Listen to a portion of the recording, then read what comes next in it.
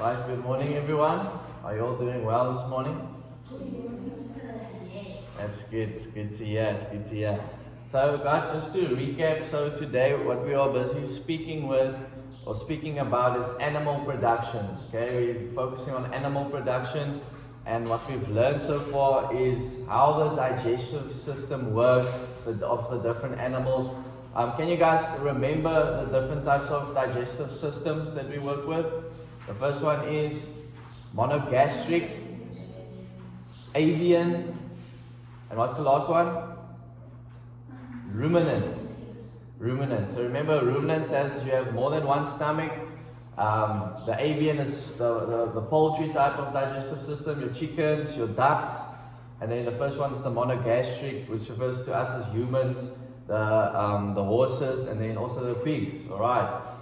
And then we learned about the different nutritional benefits, such as the roughages, the concentrates, complete feeds, and the different types of examples are your pasture grasses, your hay. It's the solid types of foods that the animals need. And remember, animals, they need different types. They need a mixture of energy and carbohydrates, okay, to grow. So carbohydrates is a source of energy, and we know that protein is for the muscle growth.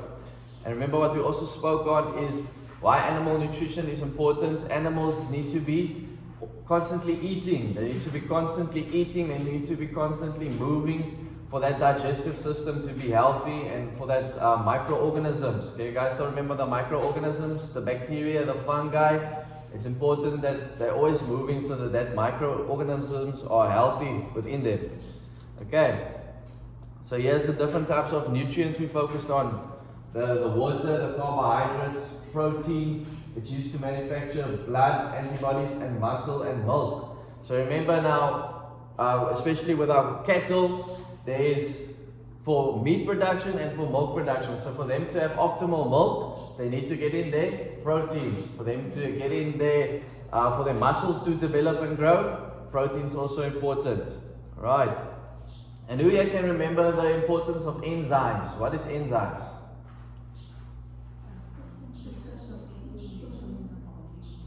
Yes, that's right. So enzymes, when you think of the word enzymes, it's a very important word for you guys to remember and to take note of. It's what helps the digestive system, okay? If we can read it again on the board, it's a substance which occurs naturally in the body, and digestive enzymes plays a very important role in breaking down the food that the animal eats. Okay, so this is what, when the animal eats the food, the enzymes is what helps the animal to break down that food for it to be digested properly. Okay, so just take note of that word, enzymes. Okay, and then we've started with poultry production. Poultry production. So when you guys think of poultry production, what do you think of? When you hear the word poultry, what is the word you think of?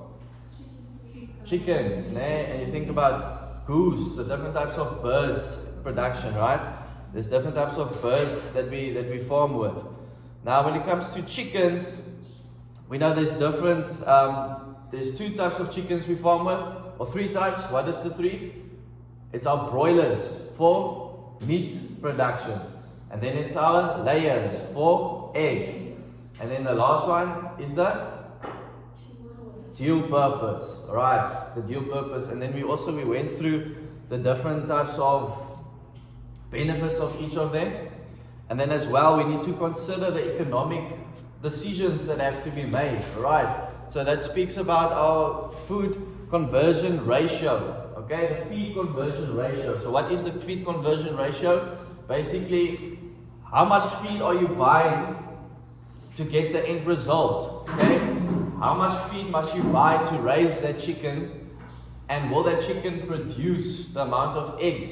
Will it be worth it for you? Are you going to make a profit or are you going to make a loss? So your feed plays an important role in the development of your chickens. Okay. Are you feeding at the right? Remember at the broiler stage when it's still, or at the chick stage when it's growing up, it needs a mixture of energy and protein. Okay, carbohydrates and protein. It needs energy and it needs muscle development. But when it reaches a production stage, it needs more protein. Alright, so then you'll focus more on the protein. You'll buy feeds that has a high protein containment. Alright, so then we looked, there's different types of chicken terminology as well. So when we talk about a chick, it's a young chicken up to 4 weeks old. When we talk about a pullet, it's a chicken between 4 to 18 weeks. A hen, a female chicken. And then a rooster, a male chicken. So there's different terms when we talk about the chickens that we have to use, that we have to consider, terminologies. Alright, and then we went through the following, the layer chickens. There's an example of the different layer chickens you get. The Lohman Brown, which we have here at the farm at the back. The Lohman Brown chickens, and they're specifically high-purpose farmed with for laying of eggs. Alright, and remember, you're going to get a lot of eggs out of them. You're going to get a lot of eggs out of them because that is their main purpose. Okay, that is their main purpose. But then there's also disadvantages out of them. They're going to lay a lot of eggs, but the disadvantages, they maintain egg production and layers are fed at a very expensive diet. Remember, because you want them to produce a certain amount of eggs, and they're only going to produce that eggs if they have a diet. They have their feed every morning, every evening, and it's expensive feed because remember they need a lot of protein to produce that type of eggs. So they're going to have, their feed is going to contain a lot of protein, and that's expensive. Okay, it's expensive to maintain, so that's a disadvantage. Alright, the broilers, we went through the broilers. It's meat production, specifically for meat production. And what's an advantage you would say about having being in broiler production? What is an example you guys can think of? An advantage of broiler production?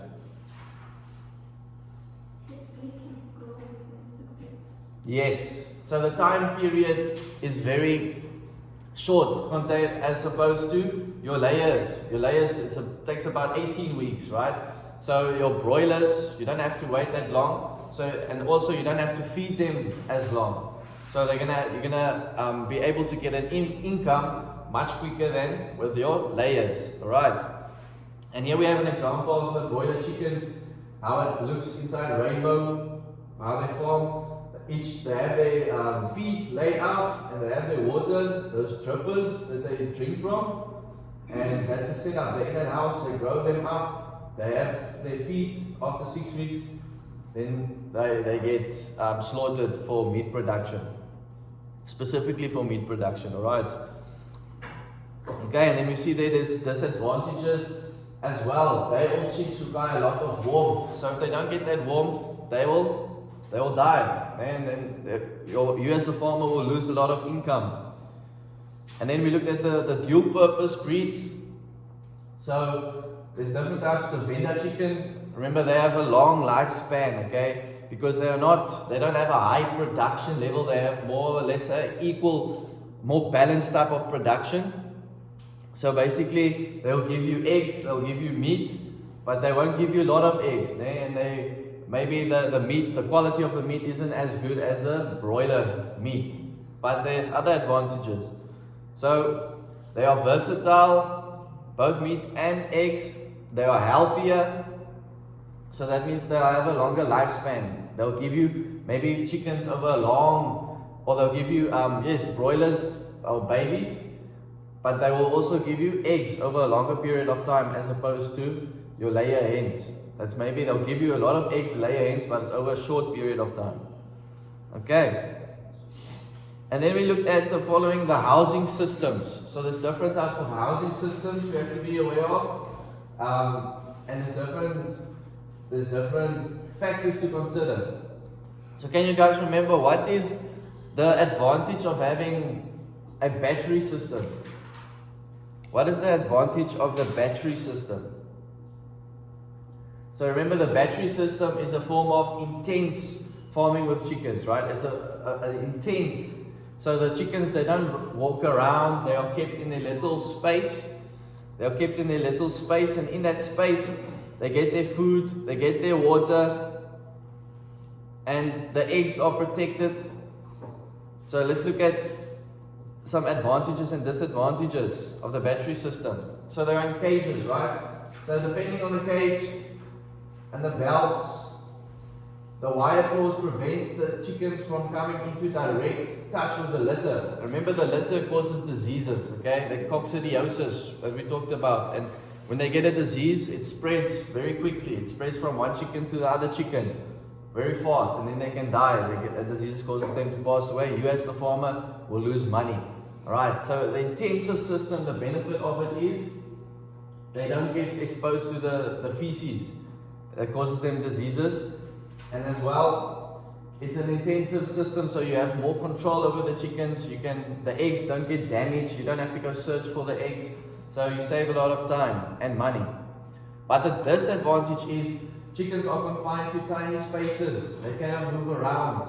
They don't develop strong bones. So you'll even see when we go to the back, when we have the chickens in those systems, they struggle to walk. Maybe if you take them out of the cage, their bones have grown in such a way that they're so used to just sitting like this. When you put them out into the open, maybe their muscles aren't strong enough to walk now. So they've become like deformed in a way, their muscles. Okay, so that's a disadvantage. But they are grown specifically just for them to lay eggs, basically, for them just to lay eggs. Alright, so just to end off with as well, there's an activity on page 210 in your textbooks, and activity 3.9, if you guys can please do this for homework. Why is it necessary to provide houses for poultry? Why is it necessary? Why do we put them in a house? Why don't we just have chickens that roam around freely? And then give factors to take into account when constructing a poultry house. Alright, and then the last question, a semi-intensive system for rearing chickens. Describe it. Why do we have a semi-intensive system? Okay. Is there any questions? Is everyone good? Okay. Yes. On the types of system, if like in a pig, was a pig has a only one stomach. Yes. Would I be wrong if I say it's a non-ruminant animal? Yes, you'll be right. 100%. It's not a ruminant. A ruminant animal has more than one stomach. Yes. 4 stomachs. Yes. And a monogastric. Think about mono. It means one. Eh? It's one. So there's one stomach. It's your pig, it's your horse. They have one type of stomach, and it's important to know how their digestive system works. Very important to know.